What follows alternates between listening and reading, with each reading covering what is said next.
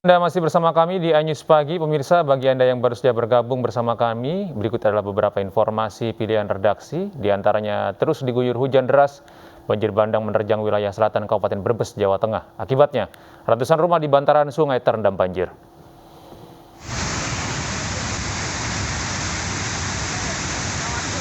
Banjir bandang di Kecamatan Bumi Ayu, Kabupaten Brebes, Jawa Tengah terjadi karena luapan Sungai Erang.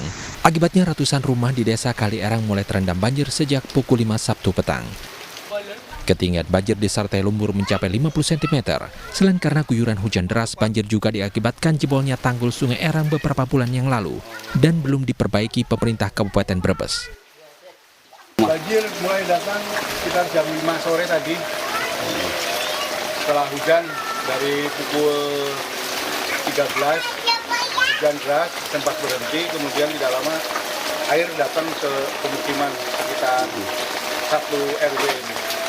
Ada sekitar 500 rumah di lingkungan RT RW 2 ini. Nah, selama banjir sudah ada penanganan dari pemerintah belum, Mas? Belum ada. Warga desa Kali Erang menyebut banjir yang terjadi merupakan yang terparah sejak awal tahun ini. Tak ada korban jiwa dalam peristiwa ini, namun warga tak sempat menyelamatkan harta benda mereka yang terendam banjir. Dari Brebes, Jawa Tengah, Yudibar, iNews melaporkan. Sementara itu, hujan es melanda wilayah sebagian tempat di Purwokerto, Kabupaten Banyumas, Jawa Tengah. Akibat hujan deras, sebuah talut longsor mengancam perumahan warga. Udan es lur. Oke. Hujan deras terjadi di wilayah Purwokerto, Kabupaten Banyumas, Jawa Tengah, Sabtu siang. Akibat hujan deras selama 3 jam, sebuah talut di perumahan Safir, Kelurahan Kober, Purwokerto Barat longsor. Talut dengan panjang sekitar 30 meter dan tinggi 7 meter, tergerus derasnya air sungai. Longsornya talut merusak aspal akses jalan perumahan serta mengancam rumah-rumah yang berada di sepanjang sungai. Terjadi longsor itu karena tadi sore itu hujan besar, Pak. Oke. Hujan deras, terus memang ini konstruksi kayak gini ini udah lama, udah pada retak. Karena dulu memang waktu buat itu nggak maksimal lah. Jadi sebenarnya kita warga udah antisipasi sudah lama, karena sebelah utaranya juga udah ambles, Pak. Udah sekitar 30 cm itu ambles. Untuk sementara warga tak bisa keluar menggunakan roda jika kondisi terus dibiarkan dapat menimbulkan korban jiwa.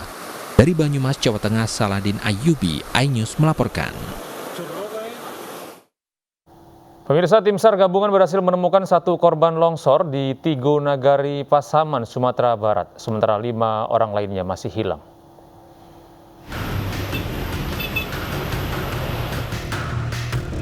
Salah satu korban tertimbun longsor akibat gempa ditemukan di daerah Malampah, Kecamatan Tigo Nagari oleh tim SAR gabungan. Tepat pada pukul 14.30 waktu Indonesia Barat, tim berhasil menemukan 1 orang korban atas nama Rido berusia 32 tahun, berjenis kelamin laki-laki, yang berjarak 1,4 km dari lokasi pencarian.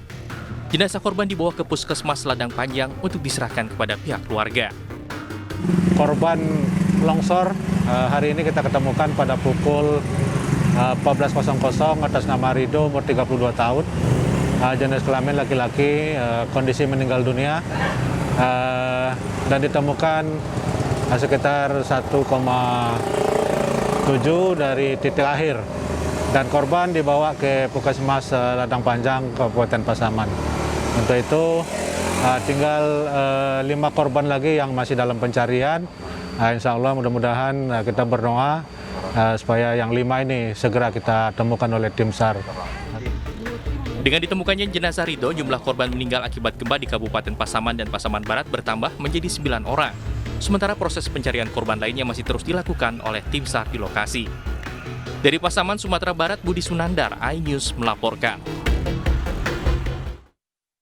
3 penghuni rumah meninggal dunia akibat terjebak di dalam rumah yang terbakar di Kabupaten Deli Serdang, Sumatera Utara. Kebakaran diduga akibat ledakan tabung gas 3 kg.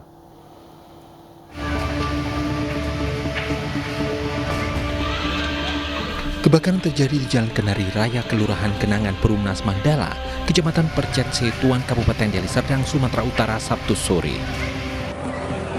Meski api dapat dipadamkan dengan turunnya 6 armada pemadam kebakaran dari Pemkab Deli Serdang dan Pemko Medan, namun nyawa 3 penghuni rumah yang ada di dalamnya tak dapat tertolong. Seorang wanita pemilik rumah berusia 50 tahun dan dua anaknya yang berusia 11 dan 9 tahun ditemukan tewas di dalam rumah. Menurut Kepala Lingkungan, peristiwa kebakaran terjadi sekitar pukul 13.30 waktu Indonesia Barat. Diduga api berasal dari ledakan tabung gas 3 kg yang dijual pemilik rumah. Saya jualan kelontong. Ada berapa orang, Pak, infonya yang meninggal? Kalau yang meninggal 3 orang. 3 orang, Pak? Iya, 3. Ditemukan di mana, Pak? Satu, dua laki-laki. Ditemukan di mana semuanya? Masih kamar mandi. Di kamar mandi, Pak? Kamar mandi, ya. Tim Inafis Polrestabes Medan yang datang ke lokasi melakukan olah tempat kejadian perkara dan menemukan korban di dalam kamar mandi. Usai melakukan olah TKP, ketika jenazah dibawa ke Rumah Sakit Bayangkara Medan. Dari Kabupaten Deli Serdang, Sumatera Utara, Said Ilham, iNews melaporkan. Pemirsa, sebuah pesawat jenis Pilatus milik Smart Cakrawala Aviation tergelincir di lapangan perintis Kampung Baya Biru, Kabupaten Paniai, Papua. Diduga penyebab kecelakaan karena landasan basah hingga membuat pesawat hilang kendali.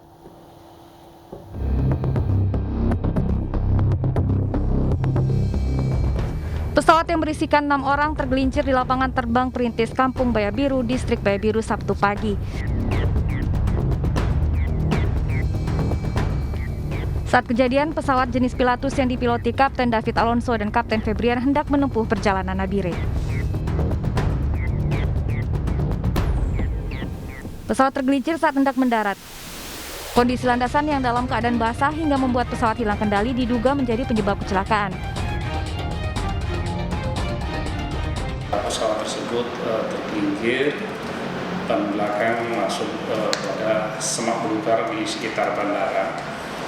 Dari peristiwa tersebut tidak ada korban jiwa. Pesawat dengan 2 pilot dan 4 penumpang dengan membawa barang lainnya.